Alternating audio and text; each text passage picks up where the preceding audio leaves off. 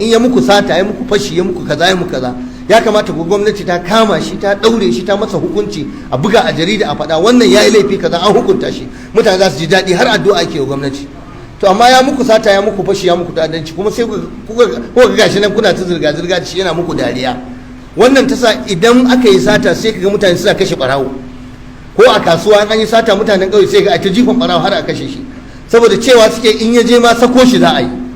To wannan rashin ɗaukan doka na gwamnati ita ta cancanta ta yi doka kuma ta ɗabbaka doka, alƙali ya ɗabbaka doka, gwamnati ita take da iko, take da daman ta ɗabbaka doka. Da haka duk wanda ya abin da yake ba daidai ba, gwamnati ta ɗabbaka doka a kansa, ko ya ci mutuncin wani, ko ya ci mutuncin addinin wani, ko ya keta alfarmar wani, ko musulmi ne ya ci mutuncin addinin da ba na musulunci ba, a hukunta shi, a ɗan mataki a kansa, kuma malaman addini da mabiya duk za su ba da goyon baya. Haka kuma in wanda ba musulmi ba ya keta doka, ya ci mutuncin musulmi a ƙasa irin ta Najeriya da take da rinjayen musulmi, alhamdulillahi, a ƙasa irin ta Najeriya da ake sallah, ake azumi, a ƙasa irin ta Najeriya da manzan Allah yake da matsayi, yake da daraja, ba daidai bane a bar mutuncin annabi ya zuba kowa ya bude baki ya zage shi. Wannan ba daidai bane, kuskure ne. Kuma ya kamata a gane zagin annabin, taba mutuncin sa ne shine tada hankalin. Shi ya kamata masu rubutu da masu magana su ce a bi kadu, a yi bincike akan wannan.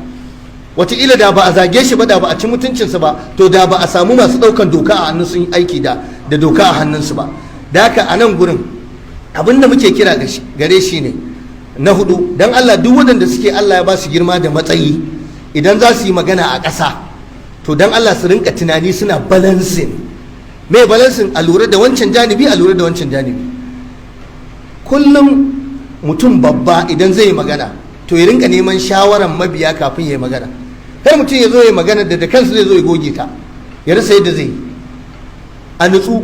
Najeriya fa akwai musulmi, Najeriya kuma ana sa annabi Muhammadu, kuma Najeriya manzon Allah yana da daraja, yana da kima kwarai da gaske. Kamar yadda ana sa annabi Isa, kamar yadda ana sa annabi Isa, ana sa annabi Musa, ana son da annabawa. Annabi Muhammadu wani mutum ne da taba shi ba abu ne na zaman lafiya ba, kuma wani mutum ne da in an taba shi, in mutum ya kuskure ya yi ta'aliki ko ya yi wata magana, zai yi wa kansa sukan da har duniya ta tashi ba za a manta da shi ba. A yi takatsantsan, wannan shawara ce nake bayarwa, kar mutum ya yi gaggawa, musamman annabi Muhammad sallallahu alaihi wa sallama, dan neman wata biyan bukata ko burge wasu ko na makamancin wannan.